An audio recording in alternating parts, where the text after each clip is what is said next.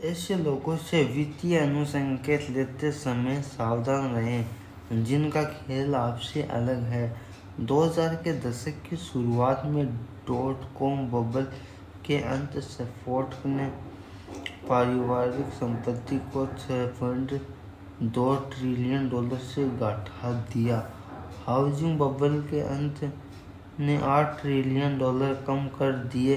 इस बात पर और अधिक जोर नहीं दिया जा सकता कि वित्तीय बबल कितने विनाशकारी हो सकते हैं, वे कितने ही जीवन बर्बाद कर देते हैं। यह सब आखिर क्यों होता है और यह क्यों होता है, हम सब क्यों नहीं सीखते? यहाँ एक सामान्य उत्तर यह है कि लोग लालची होते हैं और लालच मनुष्य स्वभाव की एक अमिट विशेषता है। यह सच हो सकता है और अधिकतर लोगों के लिए यह ठीक ठाक जवाब है। ऐसे लोग वित्तीय निर्णय लेते हैं जिन पर उन्हें बाद में पछतावा हो और वे ऐसा अक्सर जानकारी और तरक्की के अभाव में करते हैं। लेकिन जब ये निर्णय लिए गए तब वे उनके लिए मायने रखते थे। बबल का दोष लालच पर मड नहीं, रुक जाने से हम यह सबक सीखने में चूक जाते हैं कि कुछ दृष्टि में जो निर्णय लालची नजर आते हैं, लोग उन्हें क्यों और कैसे तर्कसंगत ठहराते हैं। बबल से सीख लेना कठिन इसलिए भी है क्योंकि वे कैंसर की तरह नहीं होते, जहाँ बायोप्सी से हमें साफी चेतावनी और डायग्नोसिस मिल जाए। वे किसी राजनीतिक पार्टी के उत्थान और पतन की तरह अधिक होते हैं, जहाँ पथ दृष्टि में परिणाम तो साफ होता है लेकिन कारण और दोष पर भी कभी सहमति नहीं होती। निवेश प्रतिफल के लिए प्रतिस्पर्धा भीषण है और किसी को हर समय पर हर संपत्ति का स्वामित्व चाहिए, जिसका मतलब यह कि बबल की धारणा की हमारा विवादास्पद रहेगी, क्योंकि कोई भी यह नहीं सोचना चाहता कि वे अधिमूल्यांकित संपत्ति के मालिक हैं। पथ दृष्टि में सबक सीखने के बजाय हम निंदा करने के लिए उंगलियां उठाते हैं। मुझे नहीं लगता कि हम कभी भी पूरी तरह से साफ कर पाएंगे कि बबल आखिर क्यों होते हैं। ये ठीक है पूछने जैसा है कि युद्ध क्यों होते हैं। इसके बाद लगभग हमेशा ही कई कारण होते हैं, उनमें से कई परस्पर विरोधी और सभी विवादास्पद। यह बहुत ही जटिल विषय है जिसके सरल उत्तर नहीं है, लेकिन मैं उनके होने का एक ऐसा कारण सामने रखना चाहूँगा जो अनदेखा भी रहता है और व्यक्तिगत रूप से आप पर लागू भी होता है। निवेश अक्सर निर्दोष रूप से दूसरे निवेशकों से अनुसंकेत ले लेते हैं जो उनसे बिल्कुल अलग खेल खेल रहे हैं। वित्त ने एक ऐसी अवधारणा है जो निर्दोष वर्तित होती है, लेकिन जिसने बेहिसाब विनाश किया वह धारणा यह कि एक ऐसे संसार में जहां निवेशकों के लक्ष्य और समय परिधि अलग अलग हैं, संपत्ति का एकमात्र तर्कसंगत मूल्य होता है। अपने आप से पूछिए, आज आपको गूगल स्टॉक के लिए कितना मूल्य चुकाना चाहिए? उत्तर इस बात पर निर्भर करता है कि आप कौन हैं। क्या आपके पास 30 वर्ष की समय परिधि है तो उचित दाम जानने के लिए अगले 30 साल तक गूगल के नकदी आयोजन निवेश का गहन विश्लेषण करना होगा। क्या आप 10 वर्ष में नकद वापस निकलने का सोच रहे हैं तो सही दाम जानने के लिए अगले दशक में तकनीक उद्योग की क्षमता का विश्लेषण करना होगा और साथ ही इसका भी गूगल प्रबंधन इस परिकल्पना को निष्पादित कर सके। क्या आप 1 वर्ष के भीतर ही बेचने का सोच रहे हैं? तो फिर गूगल के वर्तमान उत्पाद बिक्री चक्र का ध्यान दीजिए, यह जानने के लिए कि बियर मार्केट होगा या नहीं। क्या आप डे ट्रेडर हैं तो उचित दाम होगा, किससे फर्क पड़ता है, क्योंकि अब और दोपहर के बीच में जो होगा अब बस में उसमें कुछ पैसा बनाने की कोशिश कर रहे हैं, जो किसी की मूल्य पर कार्य किया जा सकता है। जब निवेशकों के लक्ष्य और समय परिधि अलग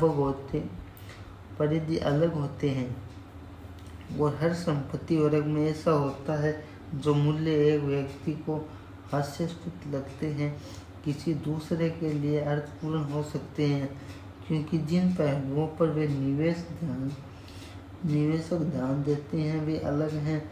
1990 के .com बबल को ही लीजिए। लोग 1999 में याहू स्टॉक को देखकर एक कह सकते हैं वह पागलपन था। जिलियन गुना का मुनाफा, उस मूल्य निर्धारण का कोई मतलब ही नहीं बनता। लेकिन बहुत से निवेशक जिनके पास 1999 में याहू स्टॉक था, उनकी समय परिधि इतनी छोटी थी कि उनके लिए एक हास्यास्पद मूल्य चुकाना अर्थपूर्ण था। एक डे ट्रेडर जो वे चाहे निष्पादित कर सकते थे, चाहे याहू के एक शेयर की कीमत $5 हो या $500, फर्क नहीं पड़ता था जब तक वह उस दिन सही दिशा में जाए। और ऐसा हुआ भी कई वर्षों तक। वित्त का एक निर्विवाद नियम यह है कि धन प्रतिफल का उस सीमा तक पीछा करता है जहाँ तक कर सके। अगर किसी संपत्ति में आवेग है, यह समय के एक अंतराल में अविरुद्ध रूप से ऊपर बढ़ती रही है। अल्पावधि कारोबारियों के एक समूह के लिए यह मानना कतई मूर्खतापूर्ण नहीं है कि यह ऊपर जाती रहेगी। अनिश्चित काल के लिए नहीं, बस उस छोटी अवधि में जिसमें वे चाहते हैं। आवेग अल्पावधि कारोबारियों को यथोचित रूप से आकर्षित करता है और बस फिर रोमांचक शुरुआत हो जाती है। बबल तब बनते हैं जब अल्पावधि प्रतिफल इतनी राशि अर्जित कर लेते हैं कि निवेशकों की बनावट अधिकतर दीर्घकालिक से अधिकतर अल्पावधि में परिवर्तित हो जाती है। यह प्रक्रिया खुद ब खुद बढ़ती रहती है।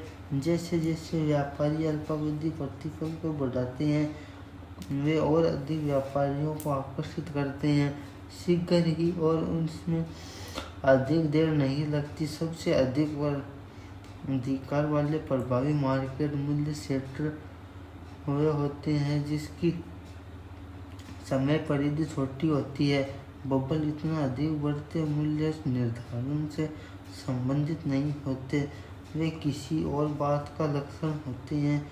छोटी होती समय परिधि का जैसे जैसे और नए व्यापारी खेल में उतरते हैं। यह कहना आम बात है कि .com बबल भविष्य के बारे में तर्कहीन आशावाद का कहना था, लेकिन उस युग की एक सबसे बड़ी खबर ट्रेडिंग की रिकॉर्ड मात्रा की घोषणा थी।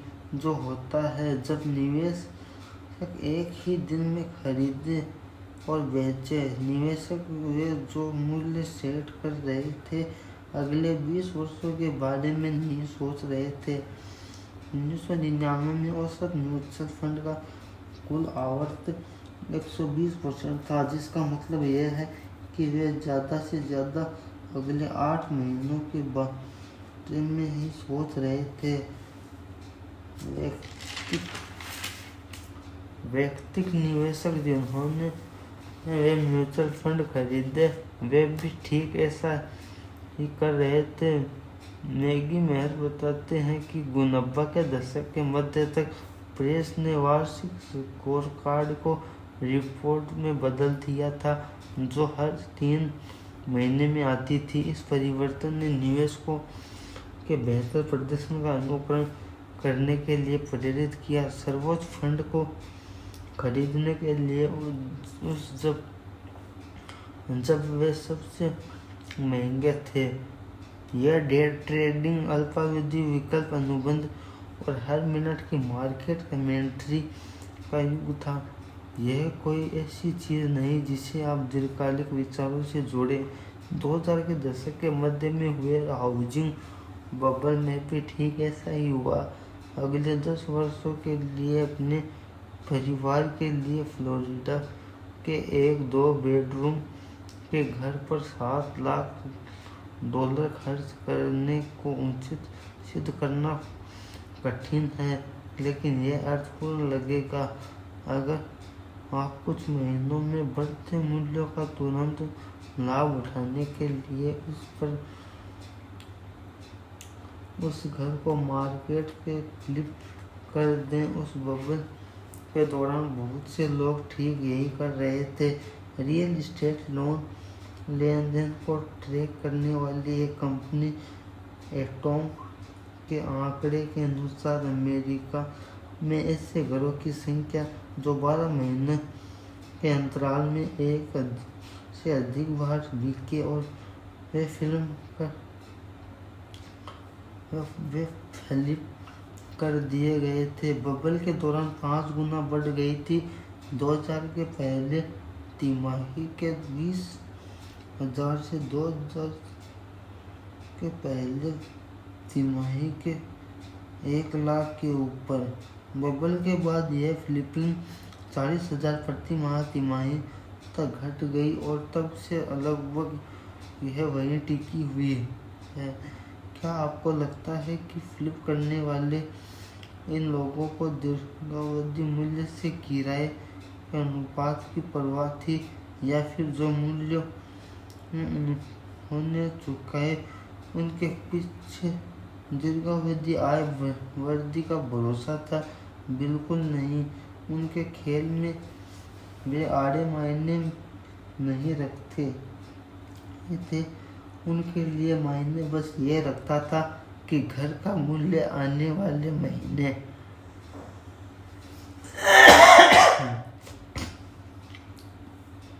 में बीते महीने से अलग होगा, और बहुत सालों तक ऐसा हुआ भी। आप इन निवेशकों के बारे में बहुत कुछ कह सकते हैं। आप उन्हें सट्टेबाज बुला सकते हैं, आप उन्हें गैर जिम्मेदार भी कह सकते हैं, आप उनके बड़े जोखिम उठाने की तत्परता पर सिर हिलाकर सहमति जता सकते हैं, लेकिन मुझे नहीं लगता कि आप उन सब को तर्कहीन कह सकते हैं। बबल का निर्माण लोगों के दीर्घावधि निवेशक में बिना सोचे समझे भागीदारी से इतना संबंध नहीं रखता। इसका संबंध लोगों के कुछ हद तक तर्कसंगत रूप से अल्पावधि ट्रेडिंग की ओर बढ़ने से है। उस आवेग का लाभ उठाने के लिए जो खुद ब खुद बढ़ रहा हो। आप लोगों से क्या करने की अपेक्षा करते हैं जब आवेग एक बड़ा अल्पावधि प्रतिफल देने की क्षमता को उत्पन्न कर देता है? बैठकर धैर्यपूर्वक प्रतिक्रिया करना कभी नहीं। दुनिया ऐसे काम नहीं करती। लोग हमेशा लाभ के पीछे जाते हैं, और अल्पावधि ट्रेडर ऐसे क्षेत्र में काम करते हैं जहां दीर्घकालिक निवेश के नियम, खासकर मूल्य निर्धारण को लेकर, नजरअंदाज कर दिए जाते हैं, क्योंकि वे इस खेल में मायने नहीं रखते। और यहाँ आकर चीज़ें दिलचस्प हो जाती हैं, और यही आकर समस्याओं की भी शुरुआत होती है। बबल तक क्षति पहुंचाते हैं जब दीर्घावधि निवेशक अपने खेल के लिए उन अल्पावधि निवेशकों से अनुसंकेत लेना शुरू कर देते हैं जो बिल्कुल अलग खेल खेल रहे हैं। सिस्को का स्टॉक 1999 में 300% बढ़कर $60 की प्रति शेयर हो गया। उस मूल्य पर कंपनी का मूल्य $600 बिलियन पर जा पहुंचा, जो अविश्वसनीय है। उसने वाकई सोचा कि यह इस योग्य था। डायरेक्टर आनंद उठा रहे थे। अर्थशास्त्री बर्टन मल्किन ने एक बार कहा कि उस दर पर सिस्को की गर्भित वृद्धि दर का मतलब था कि 20 वर्ष के भीतर वह पूरी यूएस अर्थव्यवस्था से भी बड़ी हो जाती। लेकिन अगर आप 1999 में एक दीर्घावधि निवेशक होते, $60 खरीदने का एकमात्र मूल्य था और बहुत से लोग उस मूल्य पर खरीद भी रहे थे, तो यह देखकर आप खुद से कह सकते थे, वह लगता है कि ये निवेशक कुछ ऐसा जानते हैं जो मैं नहीं जानता। शायद आप भी उनका अनुसरण करते हैं और इसे समझदारी भरा विकल्प समझते हैं। आप जो नहीं समझते वह यह है कि वे ट्रेडर जो स्टॉक का मौजूदा मूल्य सेट कर रहे थे, वे आपसे अलग खेल खेल रहे हैं। उनके लिए $60 प्रति शेयर उचित मूल्य था, क्योंकि दिन खत्म होने से पहले उसे बेच देना चाहते थे जब उसका मूल्य अधिक होता है। तो दोस्तों, आज की वीडियो में बस इतना ही। उम्मीद करता हूँ कि इस वीडियो से आपको कुछ नया सीखने को मिला होगा। अगर मिला है तो प्लीज़ सब्सक्राइब करें मेरे यूट्यूब चैनल को। Thanks for watching my video.